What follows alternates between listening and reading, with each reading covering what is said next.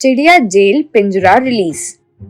जीवनलाल नाम का एक आदमी एक ब्याज का व्यापारी था। दूसरे ब्याज के व्यापारी जब उनके पास से कोई उधारी ले लेते हैं और ब्याज देने में जरा इधर उधर हो भी गए तो बहुत स्ट्रिक्ट नहीं होकर जरा टाइम देकर थोड़ी बहुत सुविधा देते हैं। लेकिन जीवनलाल वैसा नहीं था। उसकी तरह निर्दय इंसान उस गांव में तो दूर पूरे देश में भी नहीं होगा, ऐसे सब सोचते थे।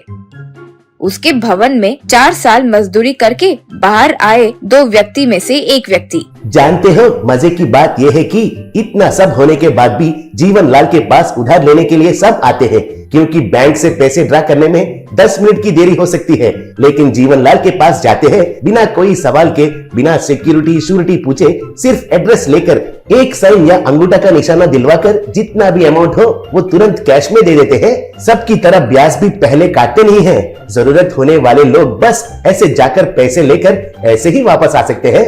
तब दूसरा व्यक्ति, इसलिए शायद जीवनलाल ब्याज का व्यापार करके करोड़ों रुपए कमाया है। उसका भवन देखो तो चक्कर आ जाएगा, उतना बड़ा भवन है। उस भवन में अनगिनत काम वाले हैं। वे दिन भर अपनी पूरी जान लगाकर काम करते हैं। ठीक रात होते ही सिर्फ एक इंसान बैठ पाए, उतने छोटे छोटे पिंजरे की तरह कमरे घर के पीछे की तरफ बनवाया। उसमें जाने के बाद इंसान को किसी भी दिशा में 4 कदम ले उतना जगह भी नहीं होता है। एक तरीके से देखा जाए तो वो इंसानों का पिंजरा ही है, समझो। यूं कहा। ये सुनकर एक बड़ा आदमी, वो सब ठीक है, लेकिन चाहे जितना बड़ा भवन हो, लेकिन उतने आदमी ऐसा जेल में रह रहे हो, वैसा रहकर भवन का काम क्यों कर रहे हैं? वो काम वाले ही है या जीवनलाल को पैसे नहीं चुका सके वे कैदी बने हुए लोग हैं? यूं पूछा। इससे वो 2 व्यक्ति सर झुकाकर, आप जो कह रहे हैं वो सच है चाचा जी। वे सब एक तरह से गुलाम की जिंदगी जीने वाले लोग ही हैं। हम भी जो पैसे लिए वो चुका नहीं पाए तो 4 साल गुलाम की जिंदगी ही जिए।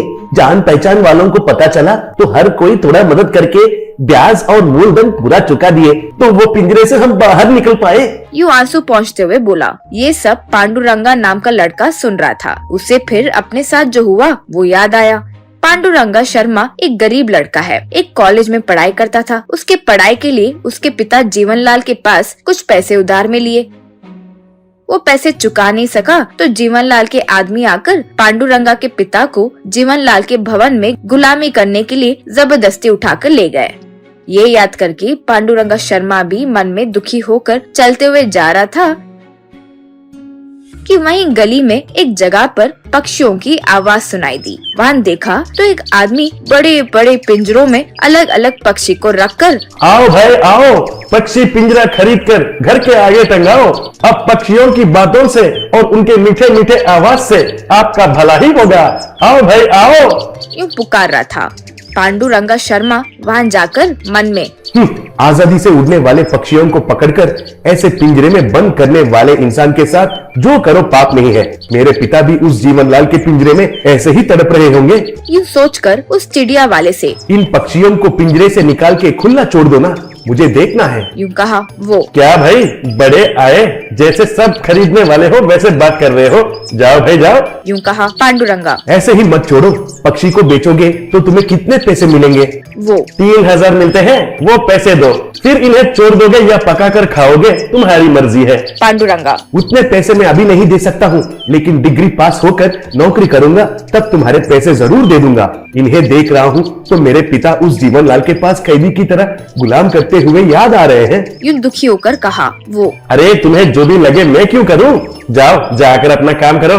कहकर चाय पीने वहाँ पास में गया।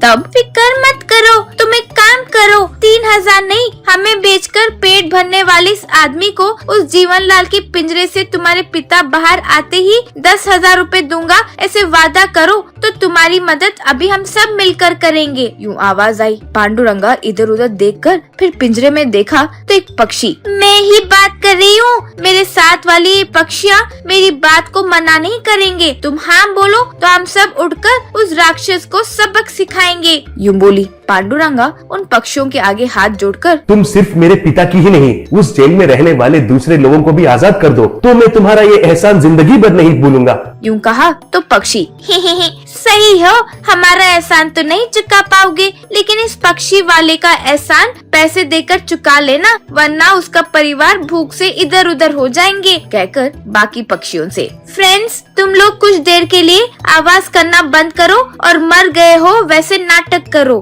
क्या हुआ देखने के लिए वो ये पिंजरा खोलेगा। तब 1 2 3 कहते ही सब एक साथ आकाश की ओर उड़कर आराम से जीवनलाल के पास जाकर उसके ऊपर एक साथ अपने चोंच से काटकर उसे खत्म कर देते हैं। तभी जाकर इस गांव की पीड़ा दूर होगी। यूं बोली। जैसे सोचा वैसे ही पक्षी वाला आकर देखा, तब तक सारे मरने की नाटक कर रहे थे। वो घबराकर ताला खोलते ही वे एक ही बार में उड़ गए। वो देखकर पांडुरंगा शर्मा खुश हो गया। अगले दिन जिसे देखो गांव में वही चर्चा कर रहे थे। एक जीवनलाल को पक्षियों ने एक ही बार अपने चोंच से मार मार के जान में लिया है। इससे जीवनलाल की पत्नी जो बहुत नेक स्वभाव की है, वो पिंजरे में जो गुलाम कर रहे हैं सबको छोड़कर मुनीम से बोलकर उनके ब्याज के सारे कागजात उनको वापस दे दिए हैं। यूं कहा। तब दूसरा, तो पुलिस किसी को अरेस्ट नहीं किए? तब एक और, क्या मर्डर केस में पक्षियों को अरेस्ट नहीं किए पूछ रहे हो? उनको मारने के बाद फिर वही पेड़ पर बैठे रहेंगे क्या? जंगल की ओर भाग गए होंगे। यूं कहा।